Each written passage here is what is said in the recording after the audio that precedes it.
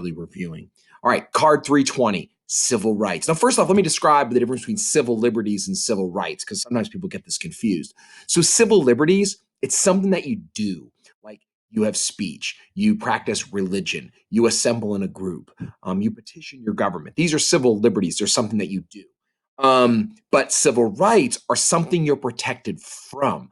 For example, discrimination. So that's the difference between civil liberties and civil rights. We're talking about civil rights. So this is something you're protected from. So like a group being discriminated against. It's based on race, national origin, religion, sex. These are different types of discrimination that have happened.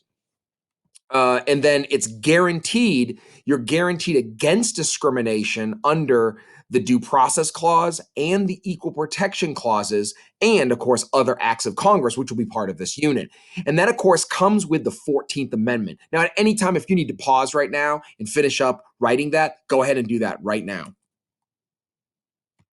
All right, 14th Amendment Equal Protection Clause impact.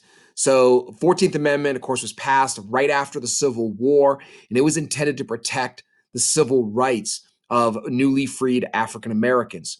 Unfortunately, for our country's history, and especially for African Americans in particular that were living still in the former Confederacy, these laws were rarely enforced after the Ulysses S. Grant administration. Now, Ulysses S. Grant attempted to try to protect the rights of African Americans, but after Reconstruction ended, this became pretty rare, frankly, and it kind of sadly became a little bit of a forgotten about issue in America until the modern day civil rights movement. So under that, what's the impact of the 14th Amendment? Well, it's bigger than just civil rights for African Americans, but that's the primary impact. It did motivate social movements that wanted more equality in our system. First off, of course, the most obvious is Martin Luther King Jr. and the civil rights movement, which, although had existed back prior to Martin Luther King Jr., specifically with the NAACP in the 1950s, spurred on by Brown versus Board of Education, the modern movement really gets going. That movement ends up giving birth to the National Organization for Women and the modern women's rights movement. Of course, we'd had a women's rights movement in the 19th century that was going to lead to the women's right to vote.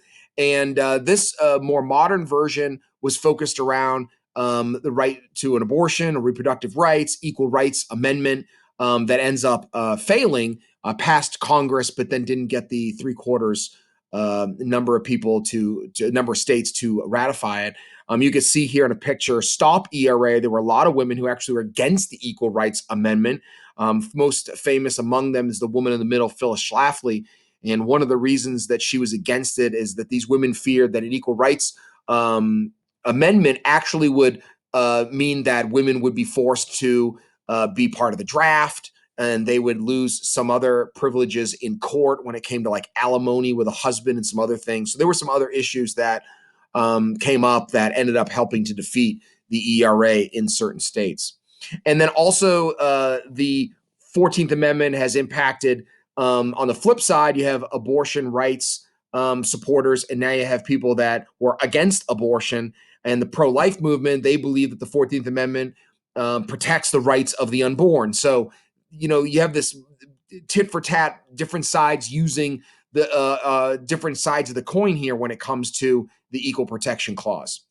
And then in more recent times, we have the LGBTQ and the Obergefell case in 2015, which led to gay marriage in America. So those are some things that go with the impact of the Equal Protection Clause of the 14th Amendment. So if you need to pause, go ahead and pause.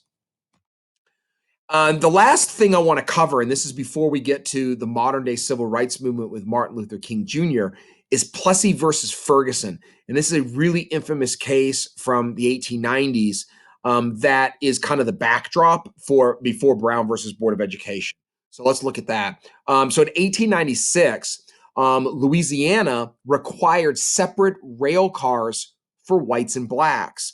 and an African American citizen of Louisiana sues that this is a violation of the Equal Protection Clause. And by the way, just clearly, if you know anything about the background of the the Equal Protection Clause and the 14th Amendment, clearly this was a violation of the 14th Amendment.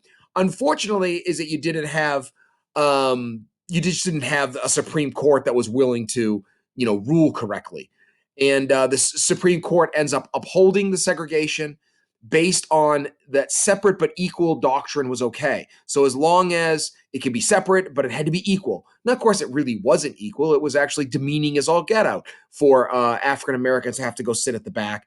But at the same time, this is going to stand for nearly as a precedent for 60 years before Brown versus Board of Education strikes this case down. And remember, Supreme Courts change over time due to presidents nominating new people as they either die or they retire. And so over that 60 years, of course, the entire Supreme Court is going to be different by the 1950s. All right, great. That's it for the opening part here of civil rights. And we will continue next with Martin Luther King Jr.'s letter from Birmingham jail, a great example of the civil rights movement and the kind of the ideas behind it.